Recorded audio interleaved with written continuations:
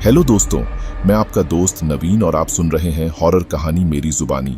दोस्तों, आज की हमारी कहानी राजस्थान के जयपुर शहर के रहने वाले एक लड़के की है जिसका नाम समीर है।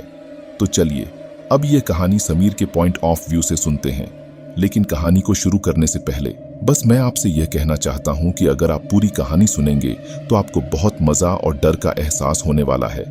अगर आप वीडियो में कमेंट करके ये बताना कि आप किस जगह से कहानी सुन रहे हो और आपका नाम क्या है, इसके बाद अगली वीडियो में आपका नाम जरूर लूंगा। कमेंट करना ना भूलें। और आप पहली बार हमारे इस चैनल पर आए हैं तो चैनल को अभी सब्सक्राइब कर लीजिए और वीडियो को लाइक करें। ये छोटा सा सहयोग मेरे लिए बहुत महत्वपूर्ण है। तो ज्यादा समय ना लेते हुए जल्दी से अपनी कहानी को शुरू करते हैं। दोस्तों, मेरा नाम समीर है और मैं राजस्थान के जयपुर शहर का रहने वाला हूं। आज मैं आपको जो डरावनी घटना सुनाने जा रहा हूं वह मेरे जीवन की एक ऐसी कहानी है जिसके बाद से मैंने अपने मामा के घर जाना बहुत कम कर दिया। आप ये सुनकर शायद समझ ही गए होंगे कि यह डरावना अनुभव मेरे मामा के गांव में हुआ था। पर सवाल यह है कि आखिर मेरे साथ वहां ऐसा क्या हुआ जिसकी वजह से मैंने वहां जाने से बचने का फैसला किया। इस सवाल का जवाब आपको इस कहानी के अंत तक मिलेगा। तो बात 3 साल पुरानी है जब यह घटना घटी। उस समय मैं जयपुर में एक अलग फ्लैट लेकर रह रहा था क्योंकि मैं अपनी इंजीनियरिंग की पढ़ाई कर रहा था। हमारे घर में काफी बड़ा परिवार था, लगभग 20 से 25 लोग, जिसमें मेरे चाचा ताऊ और उनके परिवार के लोग भी रहते थे। इतनी भीड़ में पढ़ाई करना मुश्किल हो रहा था, इसलिए मेरे पापा ने मुझे कॉलेज के पास एक किराए का फ्लैट दिला दिया था ताकि मैं वहां शांति से पढ़ाई कर सकूं। एक शाम की बात है, मेरे पास मेरी माँ का फोन आया। उन्होंने मुझे बताया कि मेरी दादी, मामा की माँ की तबीयत बहुत खराब हो गई है और वो मुझे याद कर रही हैं। माँ ने मुझसे कहा कि मैं 1-2 दिन के लिए दादी के गांव जाऊं और उनसे मिलूं। मैंने उनसे पूछा, अगर दादी की तबीयत इतनी ज्यादा खराब है तो आप खुद क्यों नहीं चली जाती? माँ ने जवाब दिया, मैं अभी अभी गांव से वापस आई हूं और दादी ने जाते समय मुझसे कहा था कि समीर से कहना कि मुझसे मिल ले, इसलिए मैं तुझसे कह रही हूं। पढ़ाई तो चलती रहेगी लेकिन दादी से एक बार मिला, शायद उनके पास ज्यादा वक्त नहीं है। यह सुनकर माँ फोन पर रोने लगी। मैंने उन्हें शांत करने की कोशिश की और कहा, ठीक है, मैं कल शाम की बस से गांव चला जाऊंगा। मेरा मामा का गांव जयपुर से लगभग 150 किलोमीटर दूर स्थित एक छोटे से गांव रतनपुरा में था।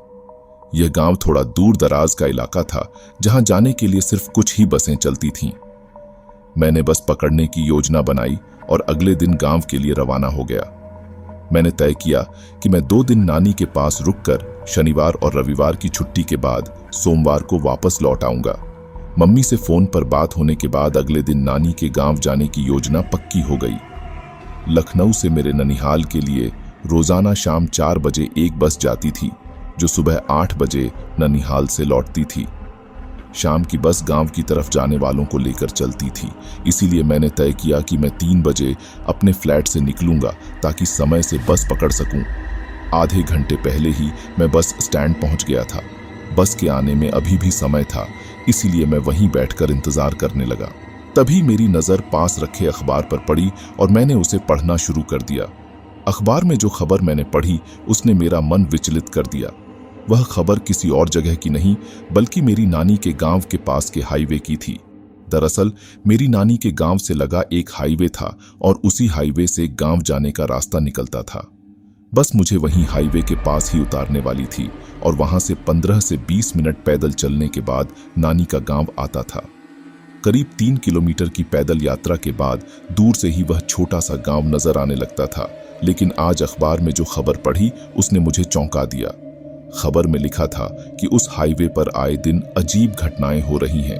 हर 3-4 दिन पर वहां कोई न कोई दुर्घटना हो रही थी जिसमें कम से कम एक व्यक्ति की जान जाती थी। इन घटनाओं के कारण लोग उस जगह को भूतिया मानने लगे थे। यह खबर मेरे लिए नई थी क्योंकि मैंने इससे पहले कभी अपने नानी के गांव के पास ऐसी कोई बात नहीं सुनी थी।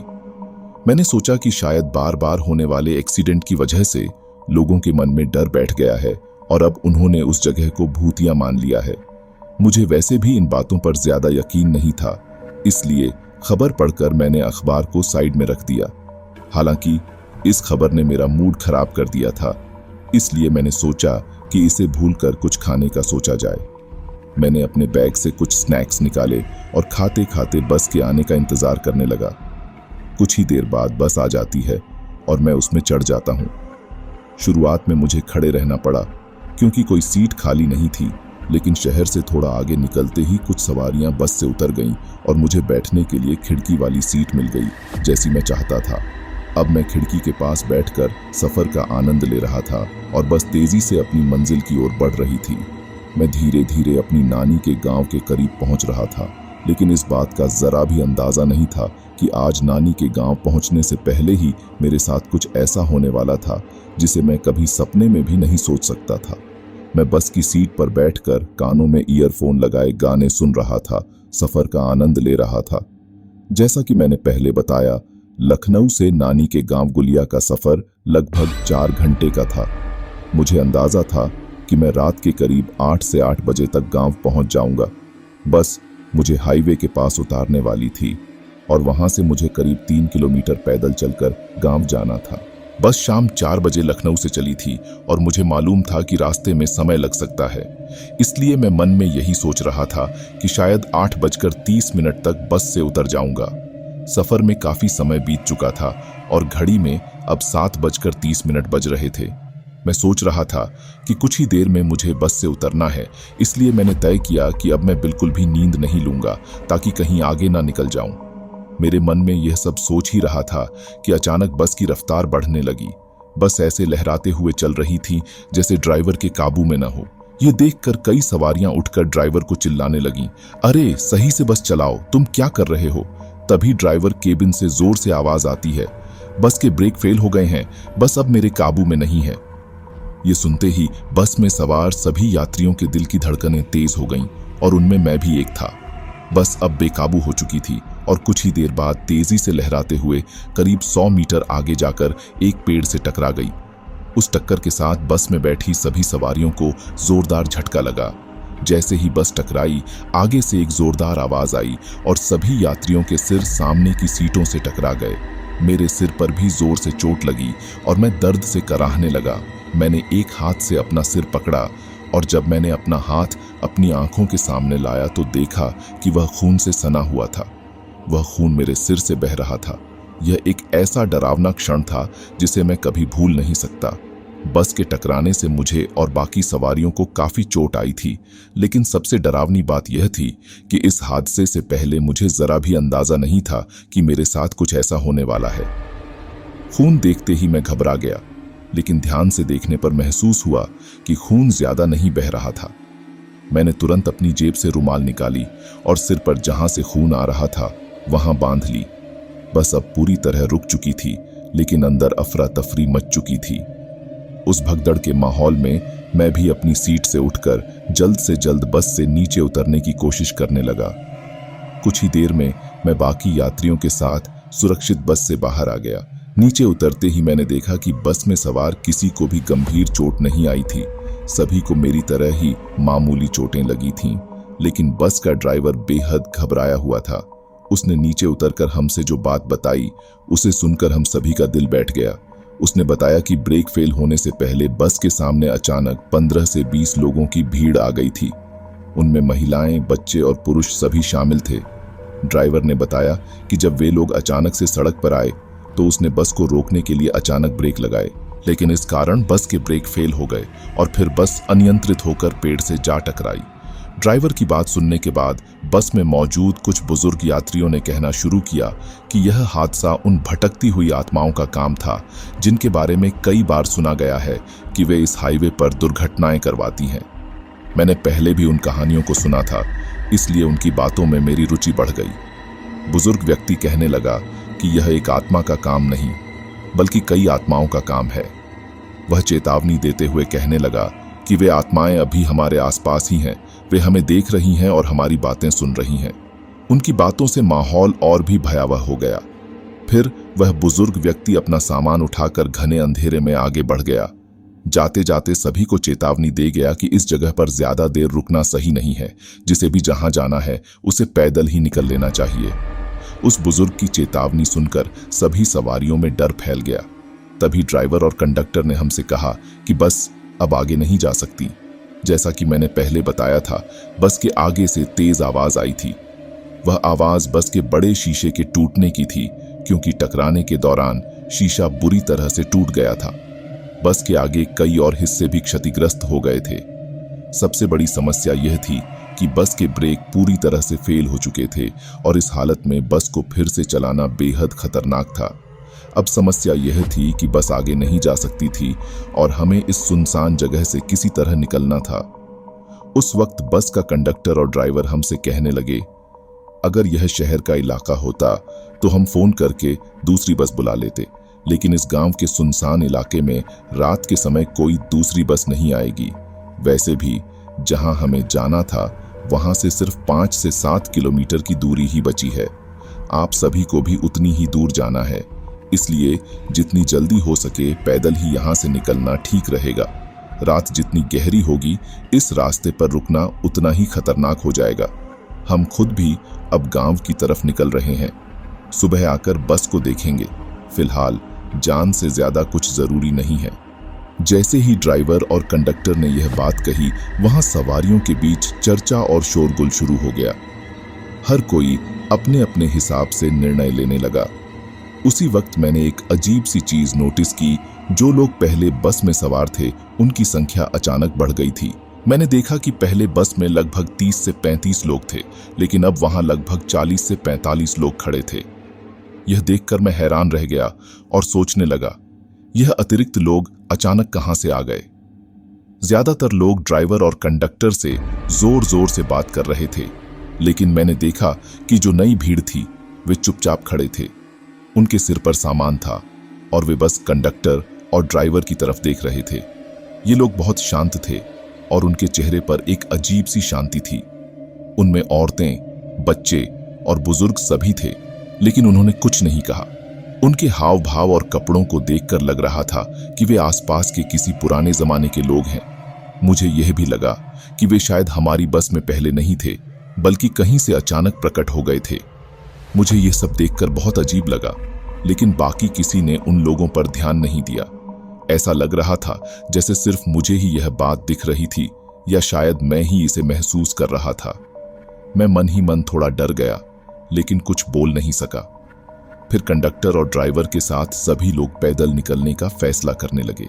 बस की सवारियां और ड्राइवर, कंडक्टर सब आगे की ओर बढ़ने लगे। मैं भी धीरे धीरे उनके साथ चल पड़ा, लेकिन उन अजीब लोगों के बारे में सोचकर मेरा मन बेचैन हो गया था। लेकिन उनके साथ साथ ही जो 15 से 20 लोगों का झुंड मुझे कुछ अलग सा दिखाई दे रहा था, वह भी अब उन लोगों के पीछे पीछे चल पड़ा था। उस वक्त मैं खड़े खड़े अपने आप से कहता हूँ, अरे आर्यन, तू किसका इंतजार कर रहा है? तू भी निकल ले यहाँ से। अकेला रहकर यहाँ पर क्या करेगा? इसी वजह से अब मैं भी लोगों की उस भीड़ के पीछे पीछे चल पड़ता हूँ। लेकिन मेरे से आगे वही अनजान लोगों की भीड़ थी, जो उस बस में पहले से तो मौजूद नहीं थी, लेकिन फिर अचानक से पता नहीं कहां से वहां पर आ गई थी। अब मेरे को अपने पीछे चलते हुए देखकर उन अनजान लोगों में से एक औरत मेरी तरफ मुड़कर कहती है, अरे बेटा, तुम इतने पीछे क्यों चल रहे हो? तुम भी हमारे साथ आ जाओ। फिर मैं कुछ दूरी तक तो उन लोगों के साथ चलता रहता हूँ, लेकिन आगे चलकर उस सड़क पर 2 मोड़ आते हैं, जिनमें से एक मोड़ की तरफ तो बस के कंडक्टर और ड्राइवर के साथ साथ लोगों की जो भीड़ थी वह चली जाती है, लेकिन जो दूसरा मोड़ था उसी तरफ मेरे दादा का गांव था। मैं अकेला ही उस मोड़ की तरफ मुड़ जाता हूँ। कुछ दूरी पर आगे चलने के बाद मैं देखता हूँ कि मेरे पीछे कोई भी नहीं आ रहा है, बल्कि सारे लोग दूसरी तरफ ही जा रहे हैं। यह देखकर मैं सोचता हूँ, क्या इस तरफ जाने वाला सिर्फ मैं ही अकेला इंसान हूँ? मेरे अलावा किसी को भी इस तरफ नहीं जाना है। लेकिन फिर मैं सोचता हूँ कि कुछ ही दूरी की तो बात है, अपन अकेले ही निकल लेते हैं। उस वक्त जब मैंने चलते चलते अपनी घड़ी में टाइम देखा तो लगभग रात के 12 बज रहे थे, क्योंकि अब तक उस ड्राइवर और कंडक्टर से बहस करने में और इतनी दूर पैदल चलकर आने में लगभग 2.5 से 3 घंटे का समय निकल चुका था। लेकिन कुछ दूरी तक पैदल चलने के बाद ही जब मैं पीछे पलटकर देखता हूं तो मुझे मेरे से कुछ ही दूरी पर उन अनजान लोगों का झुंड आता हुआ दिखाई देता है। उन लोगों को देखकर मैं सोचता हूं कि शायद इन्हें भी मेरे दादा के गांव की तरफ जाना होगा, तो क्यों ना मैं भी इन्हीं लोगों के साथ अपनी दादी के गांव की तरफ निकल जाऊं। इसी वजह से मैं उस जगह पर रुक जाता हूं और उनका इंतजार करने लगता हूं। लेकिन उस वक्त मुझे इस बात का जरा भी अंदाजा नहीं था कि आज मैं वहां रुककर अपनी मौत का इंतजार कर रहा हूं, क्योंकि जो लोग सीधे साधे बनकर और अपने सिर पर अपना सामान और पोटली रखकर आ रहे थे, उनकी असलियत के बारे में मुझे बिल्कुल भी पता नहीं था, और ना ही मैं उनके बारे में यह जानता था कि वे मेरे साथ चलने वाली कोई अन्य यात्री नहीं बल्कि कुछ और ही हैं। लगभग 4 से 5 मिनट तक उन लोगों का इंतजार करने के बाद वे मेरे पास आ जाते हैं। मेरे पास से गुजरते हुए उनमें से कुछ लोग मुझसे पूछते हैं, अरे तुम यहाँ क्यों रुक गए? चलो हमारे साथ, तुम भी निकल चलो, तुम अकेले इस सुनसान जगह पर रहकर क्या करोगे? लेकिन उस वक्त मुझे इस बात का जरा भी पता नहीं था कि वे मुझे अपने साथ कहाँ ले जाने की बात कर रहे हैं, और ना ही मुझे मेरे साथ आगे जो कुछ भी होने वाला था उसके बारे में थोड़ा भी अंदाजा था। लेकिन फिर मैं उन लोगों के साथ ही वहां से उस सुनसान सड़क पर अपने दादा के गांव की तरफ निकल लेता हूं। अब वहां से मेरे दादा के गांव की दूरी लगभग आधे घंटे की बची थी, लेकिन जिस वक्त हम लोग जिस सड़क पर चल रहे थे वह सड़क दिखने में काफी सुनसान और डरावनी लग रही थी। उस सड़क के दोनों तरफ काफी ऊंची और लंबी झाड़ियां उगी हुई थीं, जिनके अंदर से अजीब अजीब तरह की आवाजें आ रही थीं। फिर जब मैं उन लोगों के साथ चल रहा था तो अचानक चलते चलते मैंने एक चीज को नोटिस किया। कुछ दूरी तक तो मैं उन लोगों के पीछे या उनके बगल में सड़क के किनारे किनारे चल रहा था, लेकिन जैसे जैसे मैं चलता गया वो झुंड धीरे धीरे मेरे चारों तरफ होने लगा, और कुछ ही देर बाद मैं अपने आप को उन लोगों के झुंड के बीच में पाता हूं। उस वक्त जब मैं चल रहा था, मेरे चारों तरफ बच्चे, औरतें और जो भी बड़े बुजुर्ग लोग थे वे चल रहे थे। लेकिन जैसे ही मेरी घड़ी ने रात के 12:30 पर मेरे अगल बगल में चल रहे उन लोगों के चेहरे अचानक से बदलने लगे। सिर्फ चेहरे ही नहीं, उनका पूरा हुलिया भी बदलने लगा था। अब उन लोगों को देखकर मुझे धीरे धीरे डर लगने लगा था। साथ ही मैं देख रहा था कि उन लोगों का शरीर अब किसी कोयले की तरह आग में धधक रहा था। बच्चों का शरीर तो किसी मोम की तरह पिघलता हुआ सड़क के ऊपर गिर रहा था। उन्हें देखकर ऐसा लग रहा था कि जैसे वे किसी बहुत ही तेज आग में जल रहे हों, लेकिन उस वक्त वहां पर ऐसा कुछ भी नहीं हो रहा था जिसकी वजह से उनका शरीर इस तरीके से मोम की तरह पिघले। लेकिन जब चलते चलते मुझे उन लोगों के चेहरे दिखाई दिए तो उन डरावने चेहरों को देखकर मेरे पूरे बदन पर अचानक से पसीना आ जाता है, और मैं सोचने लगता हूं कि आखिर आज मैं इस किस तरह की मुसीबत में फंस गया हूं। अब चलते चलते उन लोगों के चेहरे बदलने के साथ साथ ही वे अजीब तरह की आवाजें निकालने लगे थे। कुछ ही देर में वे अजीब तरीके से जोर जोर से चिल्लाने लगे। उनके उस चिल्लाने के तरीके को देखकर मुझे ऐसा लग रहा था जैसे वे किसी बहुत बड़ी तकलीफ में हों। अब तक मुझे यह समझ में आ चुका था कि मेरे अगल बगल में जो लोग चल रहे हैं वे कोई जिंदा इंसान नहीं बल्कि भूतों का एक समूह है। शायद यही वे लोग हैं जिनके बारे में थोड़ी देर पहले बस में मौजूद वह बुजुर्ग आदमी सभी को बता रहा था।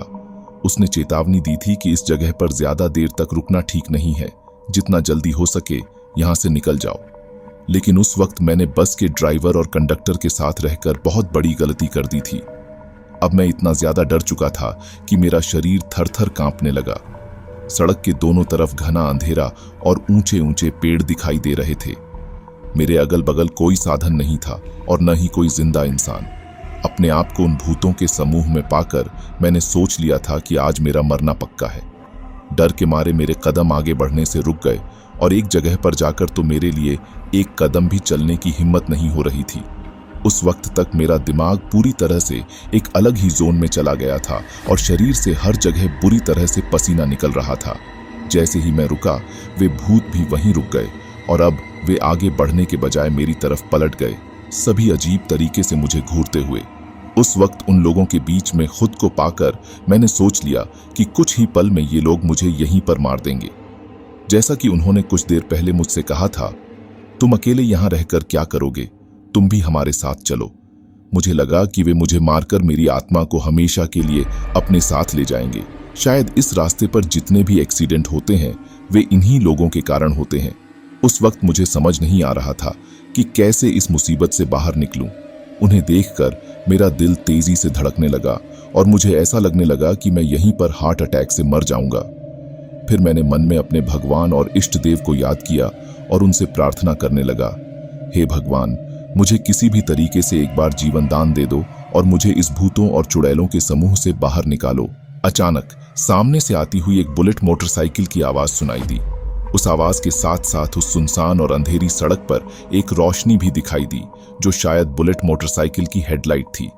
कुछ ही देर में वह बुलेट मोटरसाइकिल मेरे पास आकर रुक गई, लेकिन उस बुलेट मोटरसाइकिल के मेरे पास आकर रुकने से पहले वे भूत और चुड़ैलें अजीब तरीके से मेरी तरफ घूरते हुए और अपने हाथों को मेरी तरफ बढ़ाते हुए उस सड़क के बगल में जो खाई थी उसमें उतरने लग गईं। वे सभी उस खाई में झाड़ियों के पीछे चले जाते हैं। उस वक्त डर के मारे मेरा शरीर पूरी तरह से अकड़ चुका था और मैं खंभे की तरह उस सड़क पर खड़ा था। जैसे ही बुलेट मोटरसाइकिल मेरे पास आकर रुकती है, मुझे अचानक से झटका लगता है। मैं एक पल के लिए उस मोटरसाइकिल पर बैठे व्यक्ति की तरफ देखता हूं। जब उसकी तरफ देखता हूं तो मुझे पता चलता है कि वह तो मेरे चाचा हैं।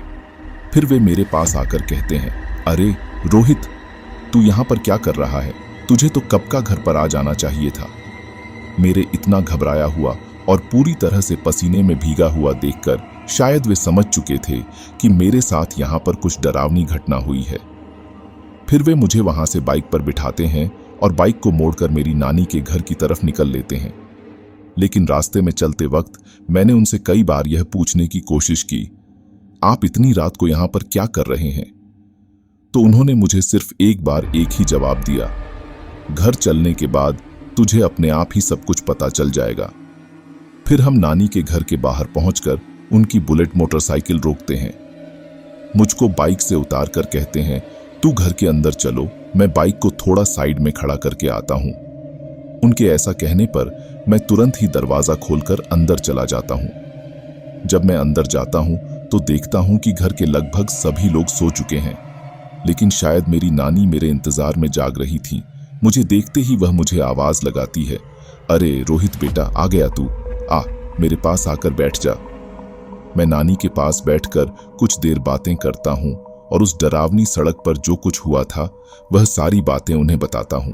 यह सुनकर नानी भी काफी घबरा जाती हैं और हाथ जोड़कर भगवान का धन्यवाद करने लगती हैं कि उन्होंने मुझे इस मुसीबत से बाहर निकाल लिया। जब नानी भगवान से प्रार्थना कर रही थीं तो मैंने उनसे कहा, मुझे भगवान ने इस मुसीबत से बाहर नहीं निकाला, बल्कि मुझे तो चाचा ने निकाला है। मेरे मुंह से चाचा का नाम सुनकर मेरी नानी अचंभित हो जाती हैं और मुझसे पूछती हैं, तेरे चाचा ने तुझे इस मुसीबत से बाहर निकाला है, तेरे कहने का मतलब क्या है? मैं कुछ समझी नहीं। तभी मैंने नानी से कहा, चाचा को अब तक घर के अंदर आ जाना चाहिए था। उन्होंने मुझसे कहा था कि मैं बाइक को थोड़ा साइड में खड़ा करके आता हूं, लेकिन वह अब तक भी घर के अंदर नहीं आए। मेरे मुंह से यह बात सुनकर मेरी नानी अचंभित होकर मुझसे कहती है, तेरे चाचा तो अंदर कमरे में सो रहे हैं, तू किसके बारे में बात कर रहा है? यह बात सुनते ही मैं काफी ज्यादा हिल जाता हूं और कहता हूं, ऐसा हो ही नहीं सकता। चाचा जी खुद मुझे अपनी बुलेट मोटरसाइकिल पर बिठाकर यहां घर तक लाए हैं। उन्होंने मुझसे कहा था कि मैं बाइक को खड़ा करके वापस आ रहा हूं। मेरे मुंह से यह सुनकर मेरी नानी मेरा हाथ पकड़कर मुझे चाचा के कमरे में ले जाती है। कमरे के अंदर जाते ही जो कुछ मैंने देखा उसे देखकर मेरे पैरों तले से जमीन खिसक जाती है। दरअसल मैंने देखा कि चाचा तो उस वक्त गहरी नींद में सो रहे हैं। फिर जो बुलेट मोटरसाइकिल लेकर मेरे चाचा के रूप में मेरे पास आए थे वे कौन थे? मेरी नानी हाथ जोड़कर भगवान का धन्यवाद करने लगती हैं और कहती हैं, शायद वह भगवान का कोई फरिश्ता था जो तुम्हें बचाकर मेरे पास ले आया।